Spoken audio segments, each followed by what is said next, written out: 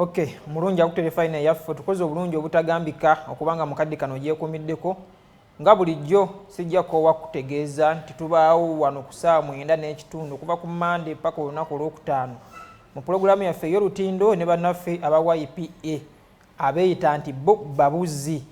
N'olwekyo nsooka kubuuzaako nti gye bale gyonna gy'otuusizzaako engalo mukadde kano n'okuva eyo yonna gye watandikidde wiiki etambudde naye wiiki mu kutambula kwayo nga ggwe omuntu ali eyandaba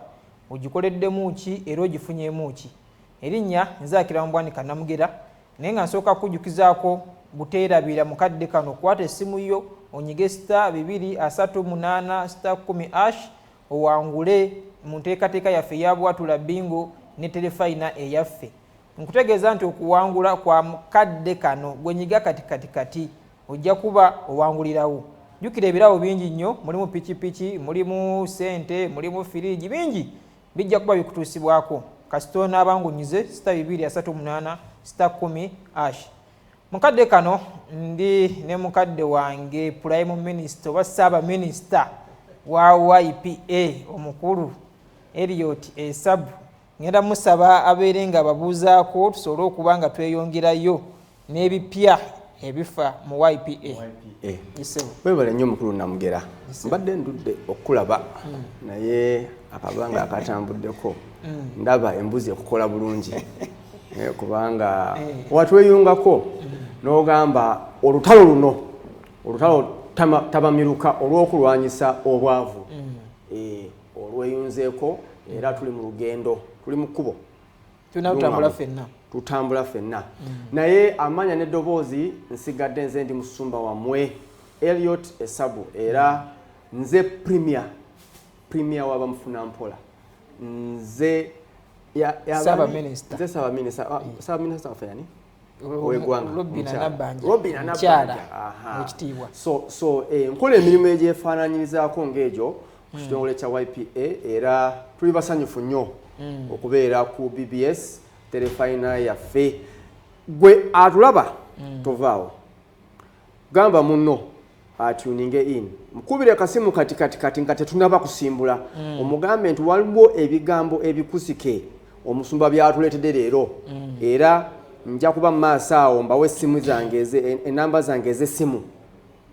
nkubireko twogere naye nga mbeebaza okubeera ku BBS Terefayina yaffe era tova kunooba. Ekyo kirungi nnyo. Musumba sebo muzze mukubiriza abantu okulunda embuzi esebo ngammwe aba YPA ngaffe aba YPA era mwalekawo na omuwaatwa okugamba nti oyinza obutalunda naffe naye n'ojja n'otugulako neweerundira ng'ekigendererwa kufuna luliyo olwo olulungi. Naye mu kulunda kuno embuzi olunaku lwa leero njagala tutambulireko mu bibalo ebitali bya planned kid ebitali byaki naye nga byo byansi yonna ebyembuzi webale embuzi eno etuusewa mu nsi yonna kuba njala omulabi waffe ali eyo amanye nti ekintu kimwogerako kiri international. Nga sindaba nagenda international njagala buli Munnayuganda addeyo mu SST gwe twasoma twakolanga topic mu SST yali yeekuusa n'ebyobufuzi by'eggwanga lyaffe nga baatusomesanga Uganda flag ne kale ezirimu ne bagamba ate tugende mu coat of arms. Mu coat of arms mulimu figures z'essaagala tubuusa amaaso mulimu figures ez'obulimi emwanyi pamba ne mubeeramu crested crane yani ennyonyi munyange naye ne mubeeramu ekisolo ekyo kye bayita Uganda kobu. Gwe badde obukimanyi nti Uganda kobu mbuzi ya musiko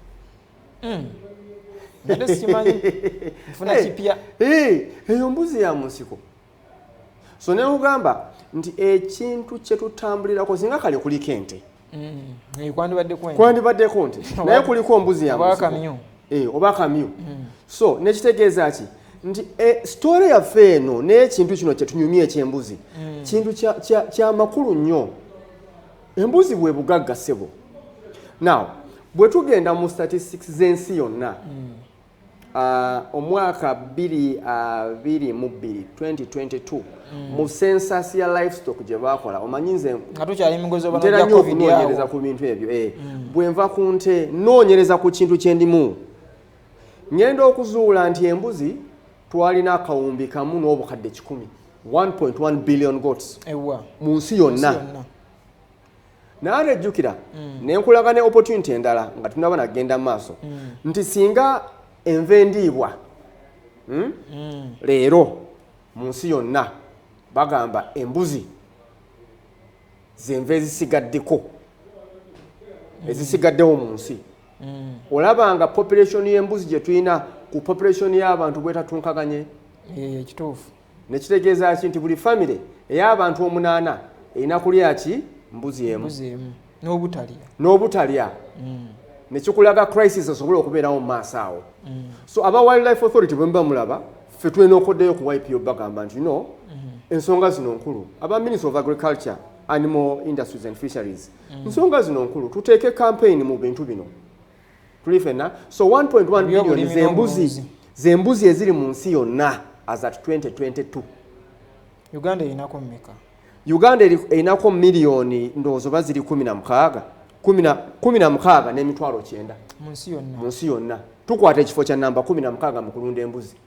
tukyali mabega tusenvude naye tukyali mabega mu Africa tukwata ekifo kya namba 8 namba 9 Nigeria yekyatulebye yekyatukulembedde erina embuzi milioni 88 Nigeria ensi ekyatusinze wano wonna ku butaka on earth ye India yesinga okulunda embuzi erina embuzi 150 egiddiridde China embuzi 10 milioni ziri milioni 15 si 10 milioni 15 bwe mba njogera mu millions so bengamba 15 gwe manyezo milioni 15 ezembuzi China milioni 32 mu mitwala n'emitwala 4 ensi eyokusatu nebeera Nigeria mukulunda embuzi ate yekwata ekisooka wano mu Africa era obwokiraba India bayesooka China neddako Nigeria yakusatu era automatically mu Africa yebalina okusinga webale so nekitegeeza ki nekitegeeza nti embuzi zino milioni 16 zetulina wano n'ekitundu mu Uganda tuli abantu emiliyoni 46 ndowooza gwe twasemba okubala sensa kyetwakavaamu awo so bw'okwata embuzi zino milioni 16 n'oziteeka ku minzaani n'ennamba y'abantu gye tulina tukyatambulira ku mulamwa guli nti embuzi zenva endiibwa zirikola ki we assuming olaba nga bwe tugenda mu crisis okusula enjala so bwe nkugamba nti weeyune ku YPA twegatteko tulunde embuzi tuba tulina we tuva kanku ekyokulabirako mu baana abannayuganda milioni 46 singa buli munnayuganda yeenokolayo n'agamba kangula embuzi ya YPA wazire bannundire sirina wakulundira embuzi emu buli munnayuganda zembuzi meka milioni 4 mu meka 46 now singa tutambulira ku modo ya YPA weya bwe tugamba nti bw'ogula embuzi emu mu myaka 3 tuba tukuwa embuzi meka 3 now zino embuzi zaffe milioni 46 mu myaka 3 tuba tuli mu mbuzi meka mu myaka 3 tuba tuli mu mbuzi milioni 14 140 tubaliraawo tuli fenna so bwe tuba ku mbuzi 14 I am assuming India tewali kigenda kukyuka kubanga results z'enkuba zino ze ziri the most updated as at 2022 tebannaba kuleetayo sax gundi census ndala eraga ate nga zeeyo zikyeyongera embuzi nga zo so tuba tuyingidde olere mu mbuzi 10 tuba tukutte ekifo kyakubiri oba ekisooka India inameka? Ina 15 milioni.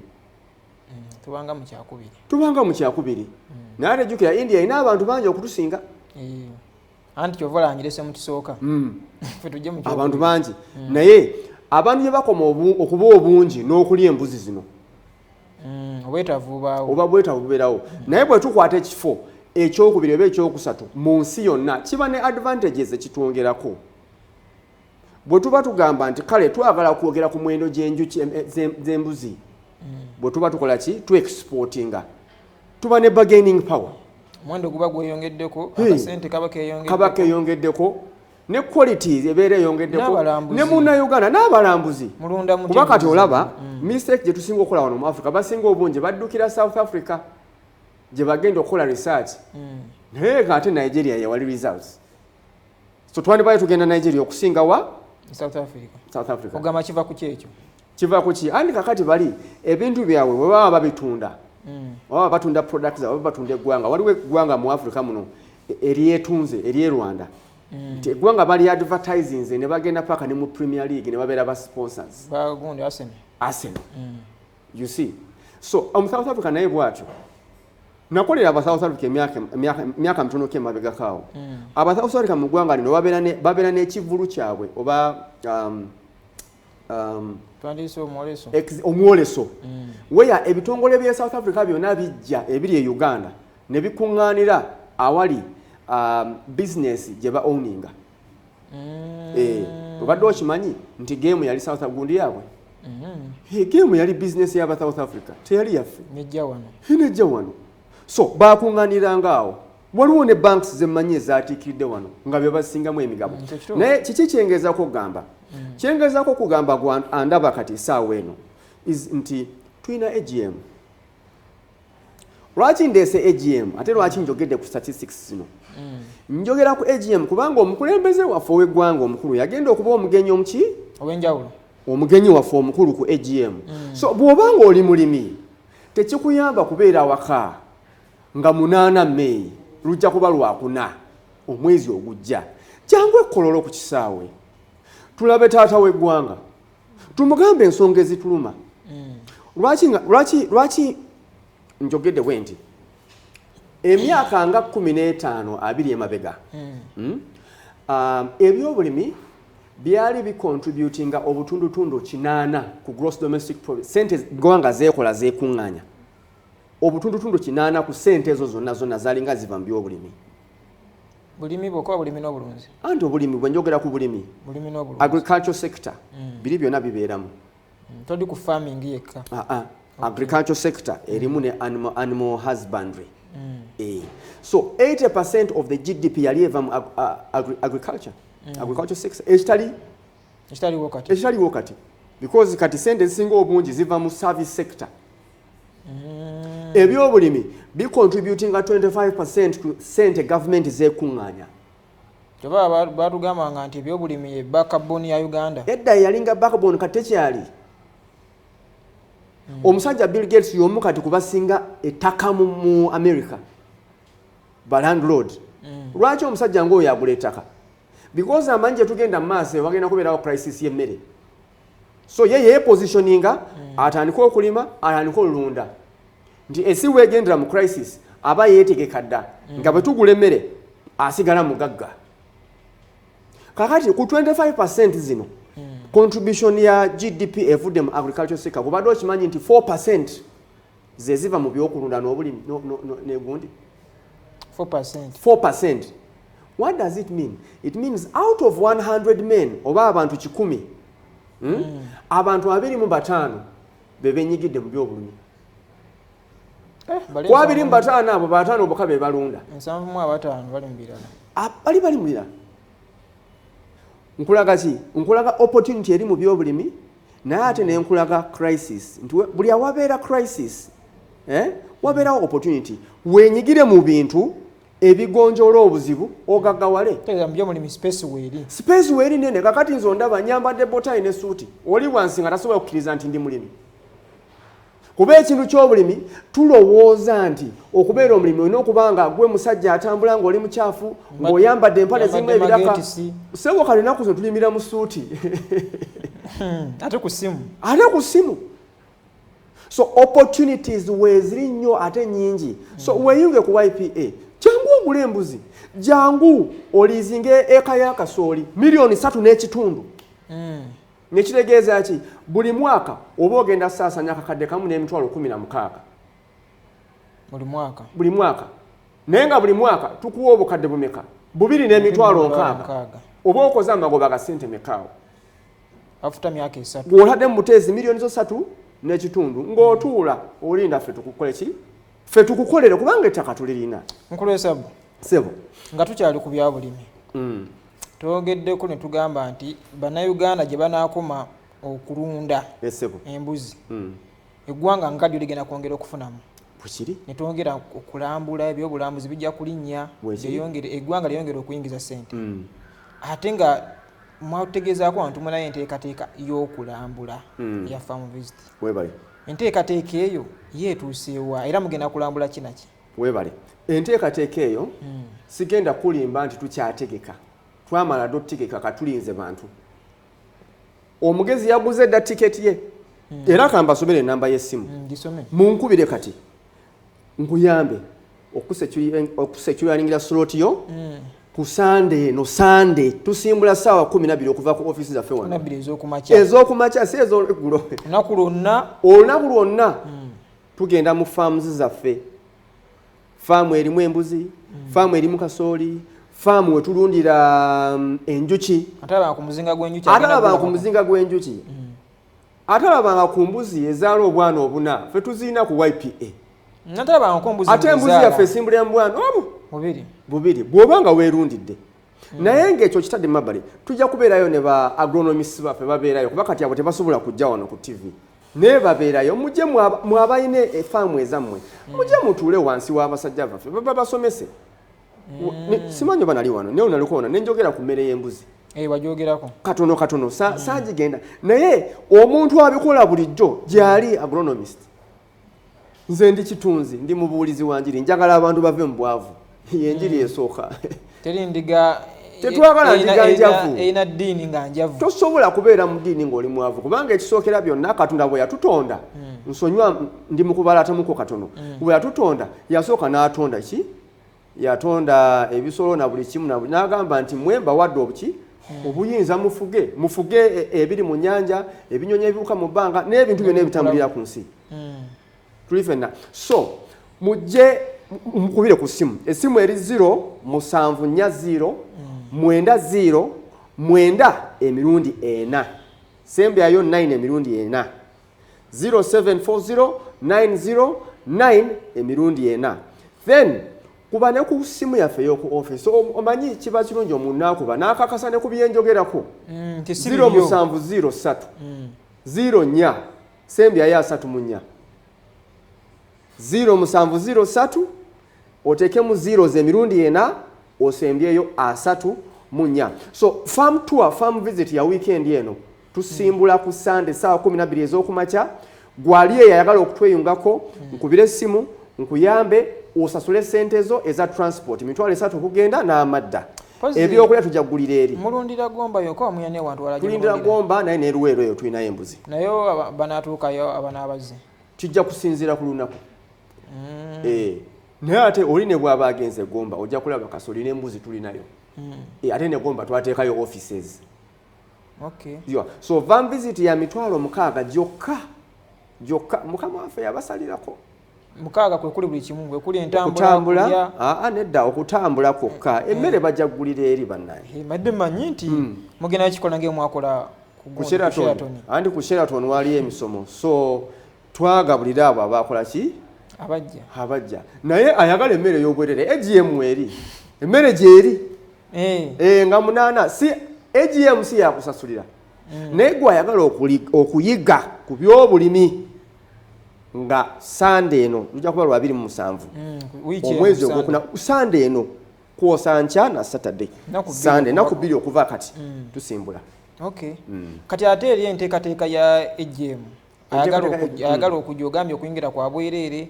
wagenda kubaayo ku bantu abalala abagenda okujja kukolesaako ku ebyo tugenda okwegomba naffe tubikole wakusobola njagala okuyitira wano nkube n'omulanga gwe bwe oyagala kukolesa nkubira ku ssimu essimu nziwadde tukole enteekateeka ojja oyolesa ebintu byo tekijja kuba kyabwere naye tujja kuteesa kubanga jjukira naffe ekifo tetukifunidde bwerere. So kuba essimu 07409090 emirundi ena twogere tutetenkanye ojje oyolese naye ng'ekyo kitadde mabbali.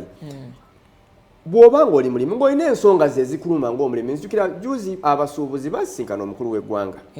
baali bakoze wano obwegugungo nga bastrikinze okyabalaba abeegugunga nekikutegeeza ki ensonga zaagonjoolwa. Kakati olaba abasuubuzi babakolako ate kakati fe abali mu by'obulimi abalinga backbone y'eggwanga lino omukulembeze ekyokusooka naye mulimi musajja mulunzi alina ente. Yes. So ensonga eno etukuŋŋaanyiza ekkololo emukwatako yenga omukulembeze kwegamba mwana wa mu nnyumba. Weebale kati mukulu w'essabu taata okujja ku AGM tugambye okuyingira kwa bwereere abagenda okwolesa bagenda kubeerayo munnayuganda ali eyo ayinza okulowooza nti omuntu ateekeddwa okujja yuyo alina nammwe endagaano obanga alina membership yammwe mugenda kubeeramu n'abalala abatalina membership oba oli ayinza okujjako n'akasente ke nakwatibwa ekinyegenyege nasasulira eyo nabo mwabaniriza. Tulaba ngambye bw'obanga oli mulimi bw'obanga oyagala kulima oba okulunda kubanga jjukira ebintu bye tulimu ebyokulima n'okulunda olunze embuzi oluuze ente ebintu ebyo bibaana n'emiddo gye birya. So tulina ba partners baforede abatweyunzeeko abagenda okwolesa abagenda okuba n'emiddo egy'okutunda abajja okuba n'ensigo kubanga jjukira n'emiddo gino giba n'ensigo so tojja buzi kujja bwotyo yoleke jangu n'akasente akatono kubanga wajja kubeerayo n'emmere ey'okulya eri abaagala okulya emmere ya bonna n'abaagala okulya embuzi. Jjukira embuzi yaffe ejja kubeerayo enjoke entunde enjoke enfumbe n'embisi eri abajja okwagala okugula embuzi bagende bakole ki bagende beefumbire. Naye ate wajja kubeerayo n'embuzi ez'okugula kubanga jjukira mwoleso got exhibition oyolesa ekyo kyolina ffe twolesa mbuzi nkulesa busibule. Atulaba ku BBS Terefayina yaffe weebale kubeera ku show nziramu bakubira omulanga guno ngambagamba ku lwa Sabbiiti eno Sande tulina farm tour mitwalo 6 gyokka kuba ku simu nga bwenzirambise naye nga 8 omwezi ogwokutaano omwaka guno olujja kuba lwakuna. Bambi tosubwe Kololo oli mulimi oyagala kulima onoonya obutale olina ensonga ezikuluma jangu Kololo taata w'eggwanga ajja kubeerayo abalala abayita bazzukulu mujje tutuule tulambike ensonga zaffe tulabe nga ffenna ng'abalimi tukwatira wamu okutwala eggwanga lyaffe mu maaso. Nsigadde nze Musumba Elliot Esabu premier w'abamufuna mpola nga nvudde ku YPA Youth Platform Africa. Okay, ebigambo bya premier w'abamufuna mpola okuva ku YPA mubiwulidde tetuyinza kubiddamu basinza kubiddamu wabula kyolina okukola kiri kimu kyokka ogenda kuba ku simu egyakuwadde yiye n'eya ofiisi omanye ebisingako ku nteekateeka zonna eza YPA zebalina naye mmaliriza nga nkujjukiza ku nyiga star 238 osobole okubeera ng'owangula mu nteekateeka yaffe ya bwatula bingu Terefayina eyaffe. Nze Akirambwani Kannamugera awangale Ayi Ssaabasajja Kabaka.